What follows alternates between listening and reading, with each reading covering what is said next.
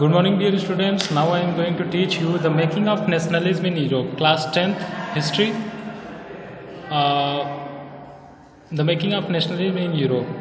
ठीक है, यूरोप में राष्ट्रवाद कैसे बना उसके बारे में हम लोग स्टडी करते हैं, कैसे हुआ. If you look at the map of the mid 18th century Europe, you will find that there were no nation state as we know them today. आप अगर मैप देखेंगे, मिड 18th century का Europe का map देखेंगे तो आप देखेंगे कि Europe, you will find that Europe में कोई एक नेशन स्टेट्स नहीं था. ठीक है, जैसा कि आज है. What we know today is Germany, Italy and Switzerland were divided into kingdom. What we know today, जैसा कि आज हम जानते हैं जर्मनी, इटली, स्विट्ज़रलैंड के बारे में, ऐसा नहीं था. ये जर्मनी, स्विट्ज़रलैंड ये सभी डचेस, कैंटन्स में डिवाइड थे और इसमें यहाँ पे तानाशाही शासन था. Eastern and central Europe were under autocratic monarchy. Eastern, पूर्वी और जो मध्य, ईस्टर्न और सेंट्रल यूरोप जो था वो ऑटोक्रेटी मतलब मोनार्की, तानाशाही शासन के अंतर्गत था. यहाँ पर लोग अलग अलग तरीके के लोग, अलग अलग पीपुल, अलग अलग प्रैक्टिसेस करने वाले लोग रहते थे. They did not see themselves as a sharing collective identity or common culture. ये एक common culture, common collective identities, एक कॉमन पहचान या कॉमन कल्चर ये एक दूसरे से शेयर नहीं करते थे. इनकी अलग अलग आइडेंटिटी थी, इनका अलग अलग कल्चर था, प्रैक्टिसेस अलग अलग था. They even spoke different language, वे भाषाएं भी अलग अलग बोलते थे. And belong to the ethnic group, अलग अलग जातियों से ये, निर्जातियों से ये बिलोंग करते थे. The Habsburg Empire that ruled over Austria, Hungary, for example के लिए हैब्सबर्ग साम्राज्य जो था was a patchwork of the many different regions and peoples. ठीक है, कई डिफरेंट लोगों से मिलकर, अलग अलग कल्चर्स वाले लोगों से मिलकर और अलग अलग रीजन से मिलकर बना हुआ था. It included the Alpine regions. ये किन किन रीजन से मिली, ये Alpine regions, Tyrol, Austria, central land as well Bohemia, इन सभी क्षेत्रों से मिलकर ये बना हुआ था. Where the aristocracy was predominantly German speaking, जो कि यहाँ पर तानाशाही शासन था और जर्मनी बोलने वाले प्रीडोमिनेंटली मतलब यहाँ के हाई क्लासेस लोग माने जाते थे, जर्मन बोलने वाले. It also include the Italian speaking provinces of Lombardy and Venetia. ठीक है, it also included Italian speaking बोलने वाले लोम्बार्डी और वेनेटिया के लोग इटालियन बोलते थे. इन Hungary half of the population spoke Magyar, आधा से ज़्यादा पॉपुलेशन जो था, आधे पॉपुलेशन मैग्यार बोलता था, जबकि अदर स्पोक डायलेक्ट्स, अदर क्या करते थे, दूसरी भाषाएं बोलते थे. In Galicia the aristocracy spoke Polish. ठीक है, गैलिसिया में पोलिश बोलते थे. Besides these three dominant group, there also lived within the boundaries of the empire.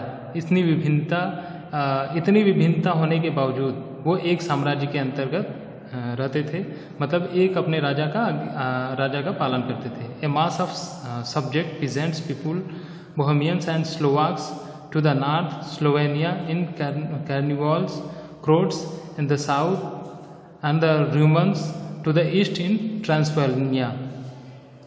Such differences did not easily promote a sense of political unity.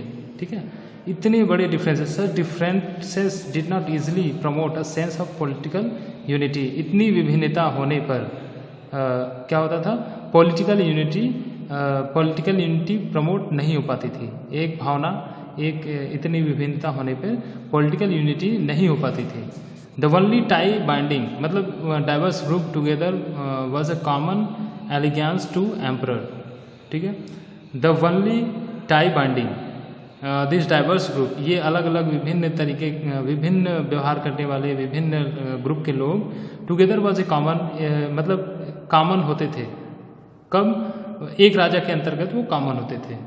ठीक है, एक राजा के अंतर्गत होते थे. How did nationalism and the idea of nation state emerge? तो इस स्थिति में कैसे आइडिया ऑफ नेशंस का, राष्ट्रवाद की कैसे उत्पत्ति हुई. ठीक है, the aristocracy and the new middle class, aristocracy and the new middle class के बारे में हम लोग स्टडी करते हैं। Socially and politically a landed aristocracy was the dominant class on the continent. ठीक है, socially and politically a landed aristocracy was the dominant class on the continent. महाद्वीप पर सोशली एंड पॉलिटिकली तरीके से तानाशाही शासन पूरी तरीके से डोमिनेट करता था, प्रभुत्व करता था। The member of the class they are united by a common way of life. ठीक है, इस क्लास हाई क्लास के लोग एक कॉमन मतलब एक समान तरीके का जीवन जीते थे। ये हाई क्लास के लोगों का जीवन जो था वो एक तरीके से सिमिलर था। They owned estate in the country and also, इनका एक एस्टेट होता था कंट्री साइड की तरफ एक एस्टेट होता था, एंड आल्सो टाउन हाउसेज, इनका इन टाउन हाउसेज भी होते थे। दे स्पोक फ्रेंच, ये हाई क्लासेस के लोग फ्रेंच बोलते थे फॉर पर्पस आर, जब ये किसी हाई सोसाइटी में या डिप्लोमेसिक मतलब किसी राजा के काम के लिए या राजशाही काम के में होते थे तो ये फ्रेंच यूज़ करते थे। Their families were often connected by tie of marriage, इनके परिवार एक दूसरे से कनेक्टेड होते थे, मतलब टाई ऑफ मैरिजेस मतलब एक दूसरे से जुड़े होते थे, मैरिजेस से वैवाहिक संबंधों से जुड़े होते थे। This powerful aristocracy was however numerically a small group. ठीक है, इस एरिस्टोक्रेसी तानाशाही के दिस पावरफुल एरिस्टोक्रेसी, ये तानाशाही शक्तिशाली तानाशाही वाज हाउ न्यूमेरिकली, ये छोटे छोटे असंख्य इनके छोटे छोटे ग्रुप होते थे। The majority of population was made up of the pageantry, सबसे बड़ा मेजोरिटी मतलब जो तानाशाही था इसके छोटे छोटे कई ग्रुप होते थे, और सबसे बड़ा पॉपुलेशन कौन था? पेजेंट्री था, मतलब किसानों का था। ठीक है, to the west the bulk of the land was found by the tenants and small owners. ठीक है, टू द वेस्ट, वेस्ट की तरफ बहुत, यूरोप के वेस्ट की तरफ, वेस्ट यूरोप की तरफ बहुत बड़ा मतलब छोटे किसान और मजदूर रहते थे। ठीक है, रोज स्मॉल ओनर्स, छोटे छोटे किसान, छोटे छोटे मजदूर रहते थे। वाइल इन द ईस्टर्न, जबकि eastern and the central Europe the pattern of the land holding was the characterised by the vast estates which were cultivated by serfs. ठीक है, ईस्टर्न और सेंट्रल जो यूरोप था वो गुलामों के द्वारा, ईस्टर्न और सेंट्रल यूरोप में गुलामों को रखा, यूरोप में गुलामों के द्वारा लैंड होल्डिंग, जब वो क्या करते थे उनके द्वारा खेती कराया जाता था, गुलामों, serf cultivated by the serf. In the western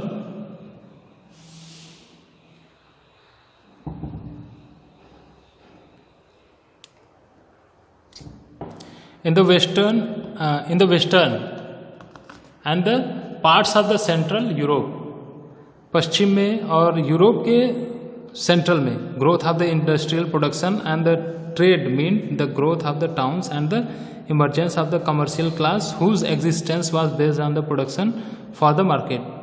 ठीक है, और सेंट्रल यूरोप और यूरोप के वेस्ट में ये इंडस्ट्रियलाइज प्रोडक्शन होता था, औद्योगिक उत्पादन होता था, ट्रेड मीन व्यापार होता था, ग्रोथ ऑफ द टाउन्स, यहाँ पे टाउन्स के बड़े बड़े टाउन्स के इमरजेंस टाउन्स बनने लगे थे इसी वजह से।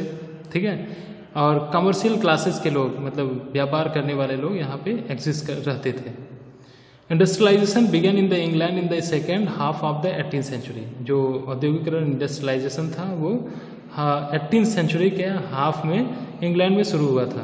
But in the France and the part of the German state is occurred only the during the 19th century, लेकिन फ्रांस और जर्मन में ये 19th सेंचुरी में इंडस्ट्रियलाइजेशन हुआ। In its wake new social groups came into being. ठीक है, इन its वेक, इसके industrialisation के आने से एक नया सामाजिक परिवर्तन आया, एक नया समाज बना। अ वर्किंग क्लास पॉपुलेशन, जिसमें कि वर्किंग क्लास पॉपुलेशन बना।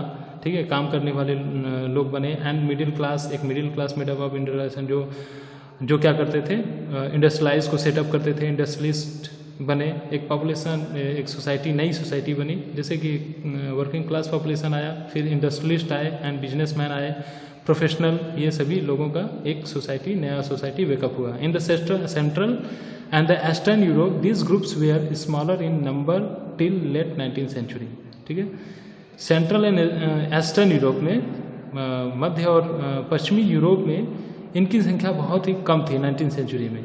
19वीं सेंचुरी तक बहुत ही कम थी। It was among the educated, ये अधिकतर इनमें से लोग क्या होते थे, एजुकेटेड होते थे, लिबरल उदारवादी होते थे, middle class liberal middle class, ideas of the national unity, जो कि आइडिया ऑफ नेशंस को, मतलब आइडिया ऑफ नेशंस को, राष्ट्रवाद को फॉलो करना चाहते थे, और ये एरिस्टोक्रेसी जो तानाशाही शासन था उसका अंत चाहते थे। ओके, धन्यवाद। नेक्स्ट क्लास में हम आपको what did liberal nationalism stand for, ठीक है, हम इस टॉपिक के बारे में स्टडी करेंगे। धन्यवाद। इस टॉपिक को स्टडी करिए, 2 बार 3 बार इसको रीडिंग करिए तो आपको समझ में आ जाएगा धीरे धीरे। काफ़ी अच्छी स्टोरी है द फ्रेंच ऑफ रिवोल्यूशन, आपको एक उपन्यास, एक नॉवेल की तरह है। अगर आप जितनी ही बेहतर तरीके से पढ़ेंगे, जितना अच्छा समझ में आएगा, वो इतना ही नॉलेजेबल और आपके लिए काफ़ी फ़ायदेमंद होगा। धन्यवाद।